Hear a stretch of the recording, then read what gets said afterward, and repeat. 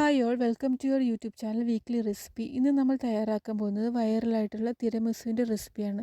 So ingredients ഏതൊക്കെയാണെന്ന് നോക്കാം. ആദ്യമായിട്ട് വേണ്ടത് റസ്ക് ആണ്, പിന്നെ കോഫി പൗഡർ, പിന്നെ പനീറാണ് വേണ്ടത്, പിന്നെ തേൻ, പിന്നെ vanilla essence, cheese sheet, milkmaid, cocoa powder. അപ്പം ഞാനൊരു ബൗൾ എടുത്ത് അതിലേക്ക് ചൂടുവെള്ളം ഒഴിച്ചു. പിന്നെ ഞാൻ അതിലേക്ക് ഒരു സ്പൂൺ കോഫി പൗഡർ എടുത്ത് നന്നായിട്ട് മിക്സ് ചെയ്യുകയാണ് ചെയ്യണത്. ഒരു കട്ട പോലും ഇല്ലാത്ത രീതിയിൽ നന്നായിട്ട് മിക്സ് ചെയ്തെടുത്തു. അപ്പം നമുക്ക് എത്ര കൺസിസ്റ്റൻസിയിൽ വേണോ അതനുസരിച്ച് കോഫി പൗഡർ ആഡ് ചെയ്ത് മിക്സ് ചെയ്തെടുക്കാം. അപ്പം ഞാൻ ഇത്രയും രീതിയിൽ മിക്സ് ചെയ്തെടുത്തു.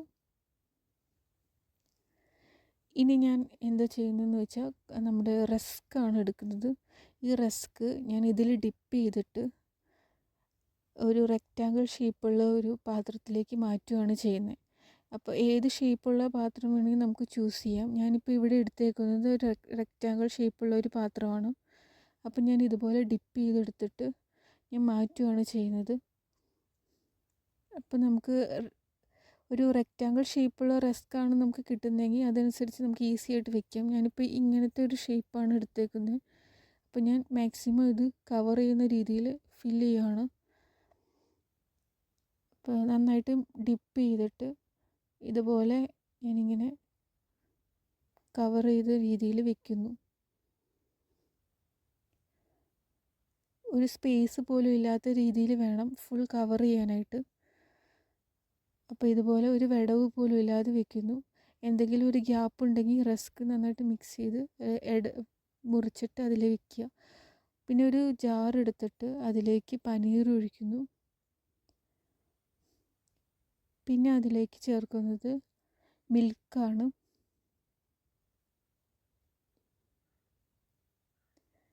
പിന്നെ ഒഴിക്കുന്നത് വാനില എസൻസ് ആണ്.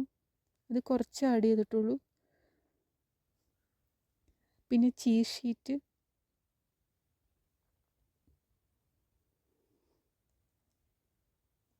പിന്നെ വേണ്ടത് മിൽക്ക് മെയ്ഡാണ്.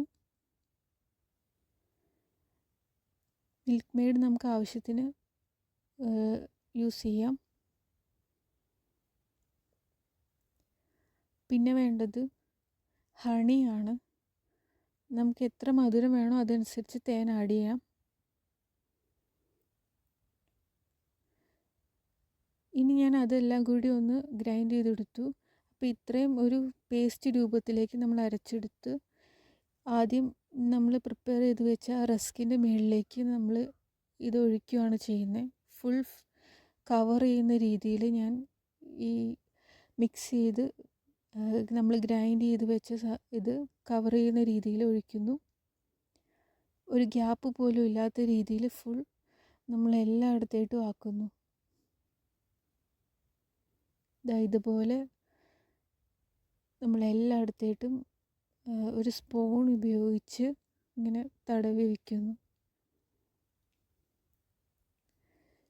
ഇനി ഞാൻ വേറൊരു ലെയറും കൂടി വെക്കാൻ വേണ്ടിയിട്ട് ഞാനൊരു റസ്ക് എടുത്തിട്ട് അതിൻ്റെ മുകളിൽ ഓരോന്നായിട്ട് വെക്കുകയാണ് ചെയ്യുന്നത്. ആദ്യം ചെയ്ത പോലെ തന്നെ കോഫി പൗഡറും ആ വാട്ടറും വെച്ചിട്ടുള്ള ആ ഒരു വാട്ടറിൽ മിക്സ് ചെയ്തിട്ട് ഇങ്ങനെ ഓരോ ലെയർ പോലെ അടുക്കി വെക്കുന്നു.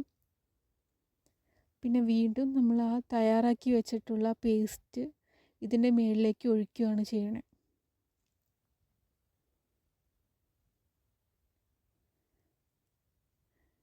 ഇതുപോലെ ഇങ്ങനെ അതിൻ്റെ മുകളിലേക്ക് ഒഴിച്ചിട്ട് നന്നായിട്ട് കവർ ചെയ്യുന്ന രീതിയിൽ വയ്ക്കുന്നു.